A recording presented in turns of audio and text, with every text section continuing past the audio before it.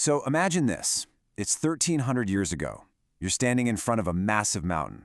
And instead of thinking about climbing it or, digging through it, you decide to turn the entire thing into a temple with no machines, no modern blueprints. And to this day, the experts are still arguing about how it was even possible.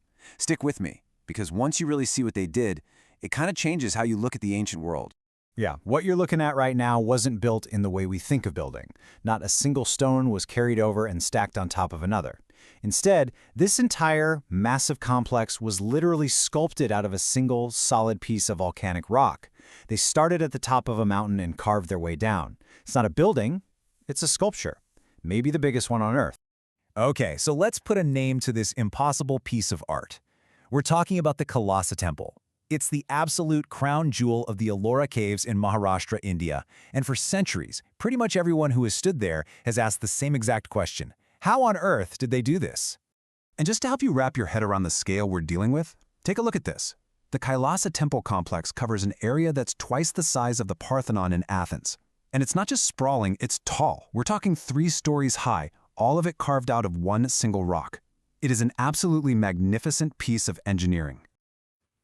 This feeling of disbelief isn't just us looking back with our modern eyes. Get this.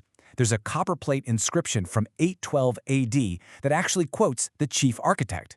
After he saw the finished temple, he was apparently so blown away that he just said, "Oh, how was it that I built it?" I mean, when the person who created it can't even believe their own work, you know you're dealing with something truly special. All right, so as mind-bending as all this is, we do have an official story. Let's peel back some of the layers of legend for a second and just look at what mainstream history and archaeology tell us about who made this thing and when they did it. Officially, the credit for this masterpiece goes to the Rashtrakuta dynasty, and specifically to a king named Christian I. He reigned back in the 8th century, somewhere around 756 to 773 AD. The Rashtrakutas were a huge power back then, and this temple was basically meant to be their ultimate statement piece. And here's something really cool. Kailasa, which is officially known as Cave 16, it isn't standing alone. It's the incredible centerpiece of the Ellora Caves, a UNESCO World Heritage Site that has 34 different rock-cut temples. And you've got Hindu, Buddhist, and Jain temples all carved right next to each other. It's just this beautiful symbol of the religious harmony that existed there. But this is the single most staggering part of the official history. The accepted timeline for all of this? Just 18 years. Let that sink in for a second. 18 years to turn a mountain into one of the most intricate temples in the world. And this is where the engineering just becomes a total enigma. How do you even start something like this without a single crane or a power tool? Well, the answer is you don't start from the ground up. You start from the sky, and you work your way down. Let me walk you through this incredible method, because it's wild. First, the architects had to visualize the entire temple in perfect 3D, a complete mental blueprint. Second, the workers carved 3 gigantic trenches straight down into the mountain, which isolated a huge central block of stone. Third, from the top of that block, they started carving downwards, finishing the roof before anything else. And finally, they just kept going down, level by level, carving out pillars, hallways, and statues, while an army of laborers was constantly hauling away the rubble. It is the exact opposite of how we build anything today. Now, the most critical part of this method is that it left zero, and I mean zero, room for error. If a sculptor accidentally chipped off a big chunk of a pillar, that was it. You couldn't just glue it back on. It was a permanent mistake. The sheer confidence and the level of planning this required is just, it's almost impossible to comprehend. But, and this is a big but, the more you look at the official story and this unbelievable top-down method, the more questions start popping up. We're talking deep, fundamental questions that mainstream archaeology still has a really hard time answering.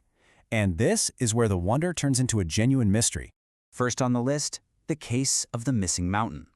Archaeologists figure that to create the Kailasa Temple, somewhere between 200,000 and 400,000 tons of solid basalt rock had to be carved out.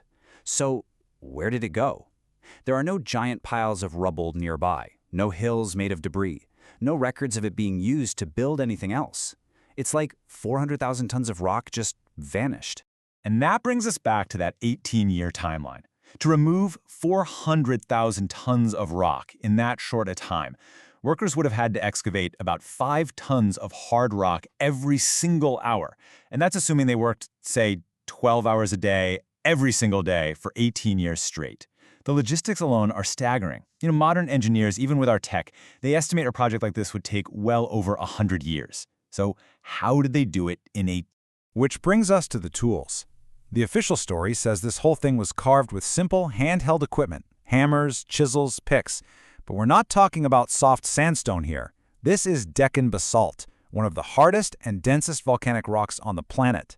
Does it really seem possible that the intricate carvings and just the sheer volume of rock removed was all done with basic hand tools? The math just doesn't seem to add up. So, when the conventional explanations start to feel a little thin, that's when the human imagination kicks in. And this leads us into the really fascinating world of ancient legends and the very tantalizing idea of lost technology. One theory comes directly from ancient Indian texts themselves, which talk about this powerful device called the Brahma straw. In the epics, it's described as a weapon or a tool that could literally obliterate its target, sometimes turning solid matter straight into dust. So, proponents of this idea suggest that maybe some kind of lost tech like this could explain both how fast they worked and where all that rock went. And of course, you can't talk about ancient mysteries these days without bringing up the theory that's been made famous by shows like Ancient Aliens. The idea here isn't that aliens came down and did the carving themselves. No, as this quote explains, the theory is that extraterrestrials gave technology to our ancestors. All they did was give instructions. So in this view, they provided the know-how or the tools, but humans still did the work. Now, it is absolutely vital to present the powerful counterargument from mainstream scholars. They argue that chalking this all up to aliens or some lost superweapon is actually a huge disservice to the proven, documented genius of ancient Indian engineers and craftsmen. They believe we are just seriously underestimating the incredible skill, knowledge, and sheer human will that was passed down through generations. So, whether you lean towards pure human genius being pushed to its absolute limits, or you're intrigued by the idea of forgotten knowledge, one thing is totally undeniable. The Kailasa Temple is an enduring, absolutely breathtaking wonder of the world. Its toughness is legendary. Back in the 17th century, the Mughal Emperor Aurangzeb supposedly ordered 1,000 workers to completely destroy the temple. For 3 years, they hammered away at it, but they barely made a dent, just damaging a few statues. They finally gave up. I mean, because it's part of the mountain, you can't just knock it down. And this is maybe the most important thing to remember. Kailasa is not a ruin. It's a living, breathing monument.